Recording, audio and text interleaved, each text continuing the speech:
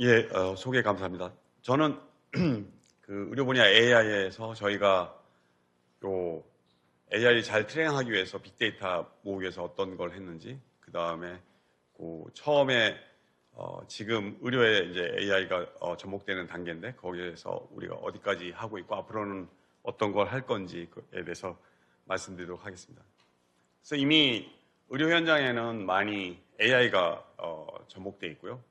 또 특히 영상의학과 같은 경우에는 AI 없이는 뭐 판독이나 진료를 안 하시죠.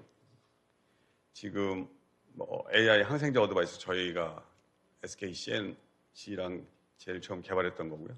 체포는 당연하고 골연령 진단 시스템이 우리나라 AI 중에 식약처에서 최초로 허가받은 건데 이제 고대 안암병원하고 같이 작업했던 거고요. 에피소드를 말씀드리면은 저거를 임상하기 전에 저희가 임상 시험을 하잖아요. 근데 임상 시험을 할 때 저걸 이제 우리 영상학과 교수님 그다음에 전공의 선생님들 썼는데 임상 시험이 이제 다 끝나고 식약처 허가를 받고 기다리는 동안 이제 안 쓰잖아요. 그랬더니 우리 전공의 선생님하고 교수님들이 저거 없으면 판독 안 하겠다고. 저게 나보다 더 잘하는 게 아니고요. 우리 이제 성장 클리닉에 한번 오면은 그 클리닉에 있는 날은 아이들 한 몇십 명이 한꺼번에 이걸 찍잖아요. 그러면은 손을 찍으면은 그 책을 앞뒤로 막 펼쳐가면서 여기에 성장판이 닫히고 열리고에 따라서 이 아이는 뭐 원래 그냥 나이는 12세인데 11세야. 그래서 아직은 성장 호르몬 안 맞아도 돼. 이렇게 판단할 수 있거든요. 근데 그걸 하려면은 한 5분씩 뒤져봐야 되는데 얘는 교수님만큼 정확하진 않은데 거의 1초 만에 뭐 11.2세 그러면 한 0.34세 여기 왔다 갔다 하니까 그것만 조금 수정하면 되거든요. 그럼 1분이면 되는데 5분씩 해야 되고 그걸 몇십 명을 하면 하루 종일 판독해야 되는데 1시간이면 할 거를 하루 종일 판독해야 되잖아요. 그래서 저희가 임상시험 이제 끝난 건데 다시 쓰게 그게 합법인지 아닌지 모르겠는데 그럴 정도로 AI는 이제 이렇게 단순한 것들 그리고 그런 걸 하는 것들은 이미 의학 분야에서 많이 쓰고 있고 저거 없이는 이제는 진료하기 어려울 정도입니다. AI 치과 임플란트 하는 것도 저희가 뷰노랑 같이 처음 했는데 임플란트 할 때는 이거 플랜 세울 때 한 5분 걸리는데 얘는 거의 1초, 2초 만에 하고 조금 부정확하지만 그 다음에 수정하면 되니까요. 그래서 이미 많이 쓰고 있습니다.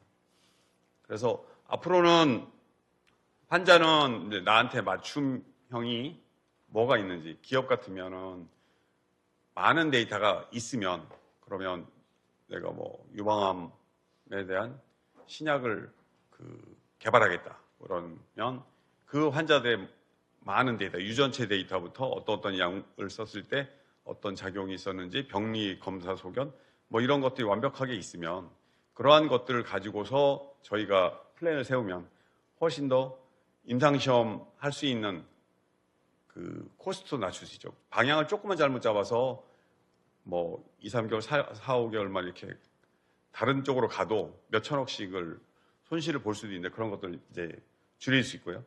병원 같으면 유전체의 이상이나 뭐 그 사람의 그런 환경에 있을 때 많은 질환이 생기는 거에 대해서 잘 스크리닝하고 레코멘드 할 수 있으면 그러면 의사 옆에서 보조하면서 물론 이제 의사가 그분을 막 한 30분씩 차트를 자세히 보고 찾아보면 할 수 있지만 우리는 또 뭐 가장 효율적이지만 또 3분 진료, 5분 진료 하면서 많은 혜택을 주면서 AI만 있으면 진짜 30분 진료하는 것 같은 효과를 낼 수가 있거든요. 이제 그러한 것들을 다 하려고 그러면 저렇게 많은 데이터가 있어야 되고 특히 데이터가 있다 하더라도 한 개 병원의 데이터만 가지고는 사실 좀 부족하거든요. 좋은 AI를 잘 개발하려고 하면. 그래서 가장 좋은 방법 중에 하나는 이제 클라우드에 똑같은 시스템, 그 다음에 용어를 올려놓고 여러 병원이 쓰면 그러면 서로 다른 병원인데 마치 한 병원의 데이터처럼 모일 수 있거든요.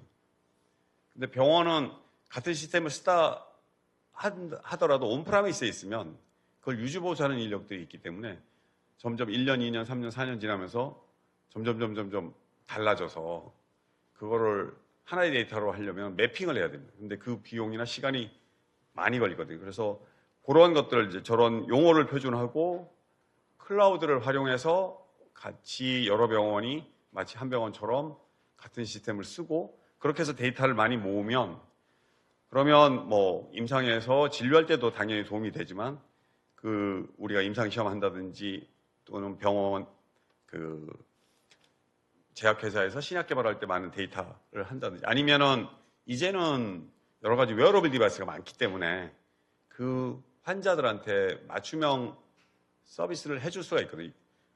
주치를 사람이 하면 못하지만 웨어러블 디바이스 플러스 AI가 하고 특히 문제가 생겼을 때만 사람이 개입한다면 충분히 할 수 있습니다. 그래서 그러한 서비스가 이제 가능해지고 저희가 그쪽으로 열심히 노력하고 있습니다. 그래서 뭐 만약에 이런 게 있으면 1단계는 그냥 AI가 다 하는 거고 거기서 좀 이상이 있으면 그 다음에는 저렇게 그 온라인에서 원격으로 자문하고 그 다음에 이제 병원에 갈 필요가 있거나 그러면 이제 그 다음 단계로 가면 훨씬 더 예전 같으면 뭐 회장님이나 아니면은 뭐 대통령이나 뭐 이런 사람만 그 주치의가 있어서 그런 스페셜한 서비스를 받았지만 이제는 AI 시대에는 우리도 그거에 뭐 버금가는 것들을 할 수도 있는 거죠.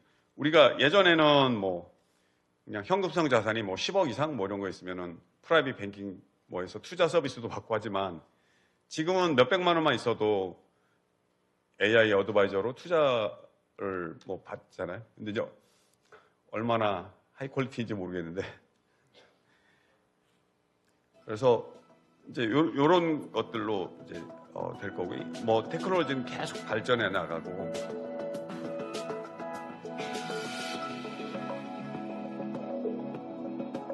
요거는 이제 고대의료원에서 향후 뭐 10년 안에 이루어질 기술에 대해서 뭐 미래 의료를 이렇게 만들어겠다고 하고 만든 영상입니다.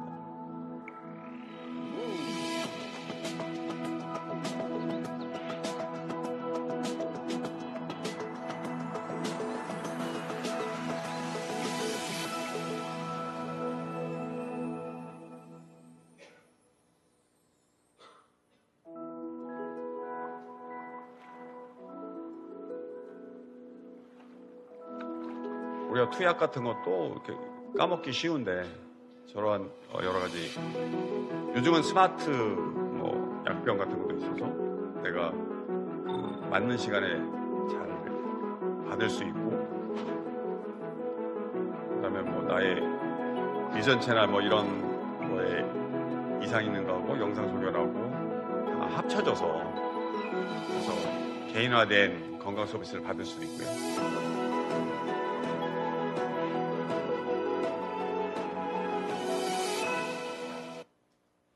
그 다음에 요거는 제가 말씀드린 클라우드에 좋은 시스템을 놓고 같이 쓰면 AI를 위한 빅데이터를 만들 수 있거든요. 그걸 보여주는 영상입니다.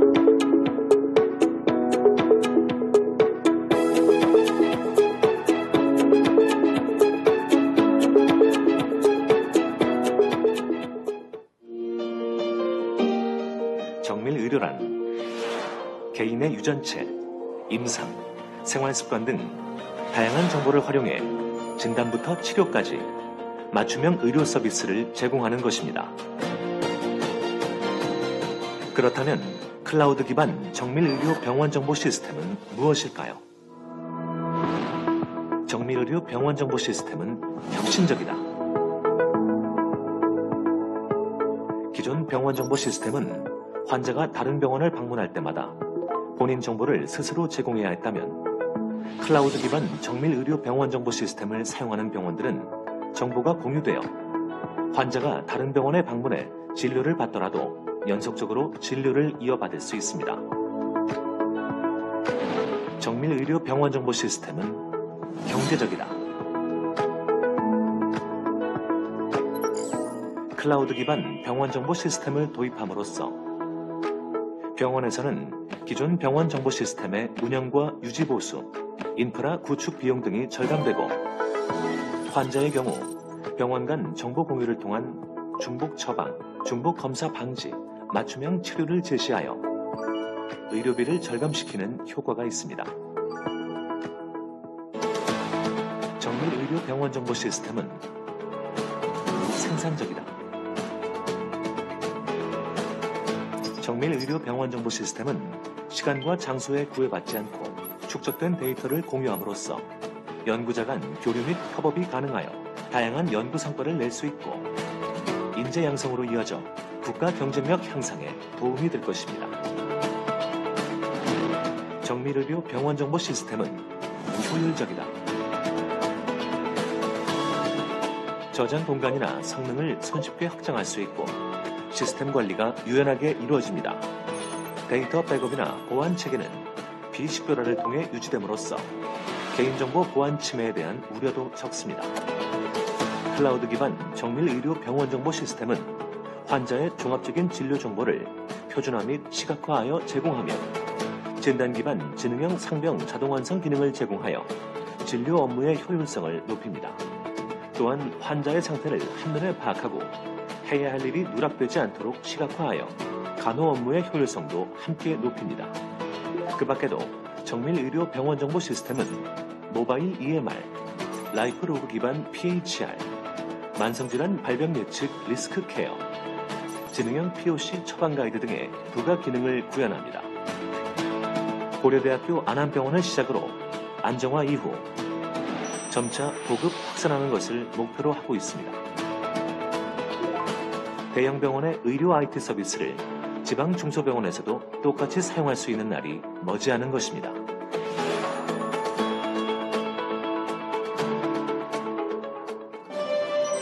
정밀의료 병원 정보 시스템 PHIS.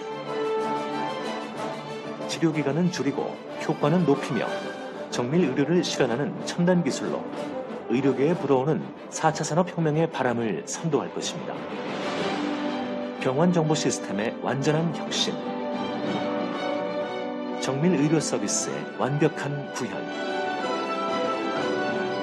그 중심에 클라우드 기반 정밀의료 병원 정보 시스템이 있습니다.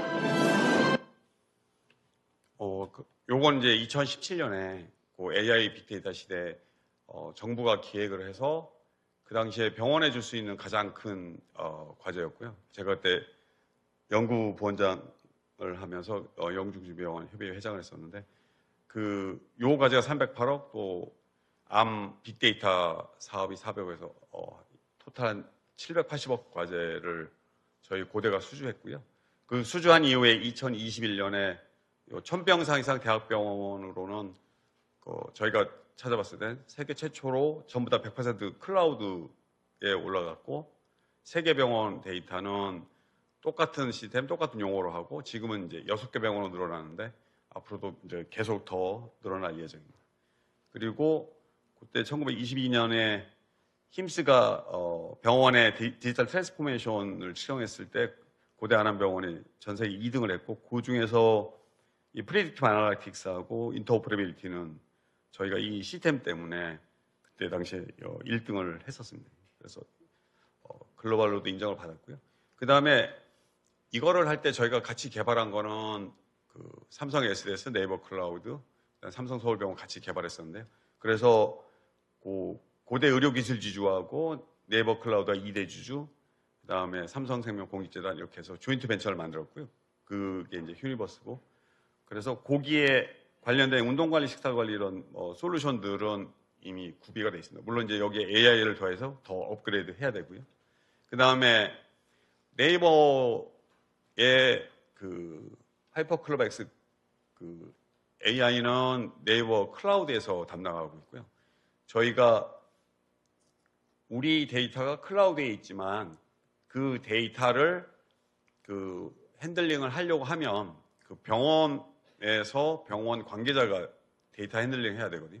그럼 네이버랑 긴밀하게 같이 협력하기 위해서 저희 네이버의 1784 로봇 친화 빌딩이 분당이 있는데요. 거기에 저희가 공동연구소를 만들었고 그 공동연구소에 저희 직원, 네이버 직원이 네이버 클라우드에 있는 거를 100% 그 데이터를 가지고서 같이 그 트레이닝하고 헬스케어 LMM을 만들고 있습니다. 그래서 저희는 그런 걸 법적인 문제도 풀었고요. 그래서 지금은 이제 환자 페이션트 썸머리 하는 거 이미 개발해서 구로병원에 이제 비뇨기과 재활외과에서 테스트하고 있고, 테스트 끝나면 저희 시스템에다 다 얹을 거고요. 그러면 우리가 환자를 뭐 3분 본다고 하더라도 말은 꽤 많이 하거든요. A4로 하면 몇 페이지 될 텐데 시간이 바쁘니까 차팅은 한 2줄밖에 못 쓰거든요. 그렇지만 여기 이제 환자 정보도 잘 얻고, 그 보이스 EMR 같은 경우에 환자가 이야기하는 거, 의사가 이야기하는 거 따로따로 분류해서 얘가 정리해주고, 그거를 우리 차트 형식으로 바꿔달라면 차트 형식으로 딱 바꾸고, 그걸 또 영어로, 메디컬 언어로 바꾸려면 바로바로 바꿉니다. 그리고 거기서 틀린 것만 조금 수정하면 되기 때문에 앞으로는 이런 의료 데이터의 퀄리티도 굉장히 높아질 거거든요. 그 다음에 저희가 하는 건 이제 환자 페이션 썸머리인데, 저희가 3분 진료를 하면 어떤 환자분은 우리 병원에서 뭐 10여 년째 뭐 각종 수술도 받고 당뇨, 고혈압, 뭐 신장질환 뭐 이런 거 다 치료받는데, 제가 허리 디스크 때문에 뭐 소염진통제를 처방을 하면 신장 기능이 나쁜 환자분은 그 소염진통제 처방에 주의해야 되는데 간혹 그런 것이 에러가 날 수 있는데, 이 페이션트 썸머리는 그러한 것들을, 중요한 것들 다 썸머리하고 제가 처방하면, 물론 우리 시스템에서도 걸러주지만 AI가 걸러줄 수 있습니다. 그러면 3분 진료하지만 아까 말씀드린 것처럼 뭐 20분, 30분 진료하는 거와 같은 높은 수준의 환자 안전하게 진료할 수 있는 거죠. 그래서 저희 요것도 테스트해서 이제 내년에 적용할 거고요. 당연히 의료 챗봇도 지금은 이제 이 시스템을 잘 사용하기 위한 챗봇이지만, 그거를 조금 더 나아가면 의료 행정, 우리가 원무, 뭐 보험 이런 거에 대한 것도 이제 더 확대해 나갈 겁니다. 그래서 보면 우리가 환자 진단을 잘하는 거, 그다음에 내가 지금까지 있었던 생활 습관, 그다음에 유전체에 검사했던 데이터, 그거 가지고 우리 지금까지 쌓아놓은 데이터랑 비교해서 당신은 이런 질환에 대한 리스크가 높다는 걸 바로 알 수 있습니다. 저희가 이미 파운데이션 모델을 만들어서 테스트했는데 굉장히 좋은 성적을 보이고 있거든요. 그래서 그걸 이제 질병을 좀 더 예방할 수 있고, 그래서 개인 맞춤형 치료도 하고, 그다음에 우리가 임상시험을 한다든지 할 때 그 약의 가장 최적의 환자를 잘 선택하면 임상시험의 성공률도 훨씬 높일 수가 있습니다. 그래서 이러한 것들이 이제는 가능해지는 것이고요. 요거는 저희가 2021년에 최초로 그걸 클라우드 병원 정보 때문에 성공했기 때문에 그때 IT 분야 최고의 훈장을 받고 인정을 받았었습니다. 그래서 저희가 이제 세계 최초 상업종합병원을 적용했고, 뭐 2가지 분야에서 1위를 했고 글로벌로도 지금 가고 있습니다. 그리고 핀란드에는 우리나라처럼 뭐 IT도 많이 발전돼 있으면서 그거를 많이 확산하려고 그러거든요. 그래서 저희랑 가장 잘 맞는 나라에서 거기 지사 설립해서 이제 유럽 쪽으로도 진출하고 다른 나라도 진출을 하고 있습니다. 그래서 이제 이런 데이터를 잘 모아서 내 데이터가 나를 위해서도 쓰여지지만 내 후손들, 우리 인류를 위해서도 쓰여지기 때문에 우리 데이터는 내 개인정보만 제거되면 그거를 잘 해서 기여하는 게 굉장히 좋습니다. 그래서 지금 이 데이터를 가지고 저희가 파운데이션 모델을 만들었는데요. 이 파운데이션 모델의 궁극적인 목표는 개인 맞춤형 서비스를 잘 하려고 하는 거고요. 그래서 저희는 리얼월드 데이터, 표준화된 데이터를 사용하였고요. 그래서 그거를 저희 데이터 20년치 600만 명 데이터 가지고서 저희 외래 오는 거에 맞춰서 데이터를 환자 정보, 내원 정보, 뭐 저희 진단명, 처방명, 그다음에 심지어는 수납 뭐 이런 것까지 모든 데이터를 다 넣었습니다. 그래서 요 데이터셋이 완전히 구축이 되어 있고요. 이 데이터셋이 있기 때문에 다른 AI가 오면 저희가 이 데이터를 가지고 조금 더 업그레이드 할 수 있거나 후양적 임상시험도 할 수 있게 됐습니다.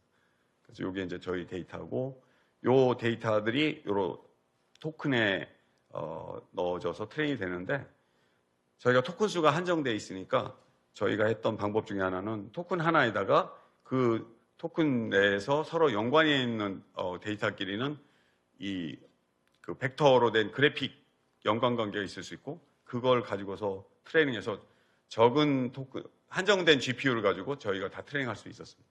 그래서 이런 걸 가지고서 저희가 버트 모델로 트레이닝을 했고요. 그렇게 해서 지금 그 의료 파운데이션 모델을 만들었습니다. 요거는 이제 다른 여러 가지 오픈소스 LMM, 그다음에 당연히 우리는 네이버 같이 쓰고 있고요.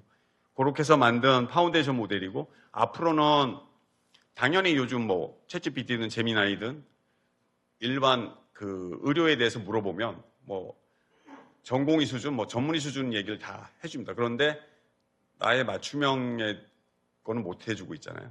나의 데이터가 있고 그 데이터 플러스 그 데이터 지금은 600만 명 20년치인데 그걸 가지고서 플러스 알파로 아까 말씀드린 에이전틱 AI가 여기에 대한 일반적인 지식 플러스 나의 맞춤형 서비스를 해줄 수 있어야 진정한 돼서 그걸 하고 있습니다. 그래서 지금 건강주치 지금 개발하고 있고 내년 말이면 이제 완성될 거고 지금 파운데이션 모델까지는 완성이 되는 상태입니다. 저희 앞으로는 우리 데이터를 잘 모으고 저희 뭐 고대도 의료 분야에서도 열심히 하고 있기 때문에 여러 병원을 이끌고 있기 때문에 우리 AI 대학원 너무 훌륭하게 잘 알고 있어서 같이 협력해서 만든 겁니다. 그래서 이런 쪽으로 해서 뭐 민족고대가 민족의 의료도 잘 이끌었으면 좋겠습니다. 감사합니다. 네, 감사합니다.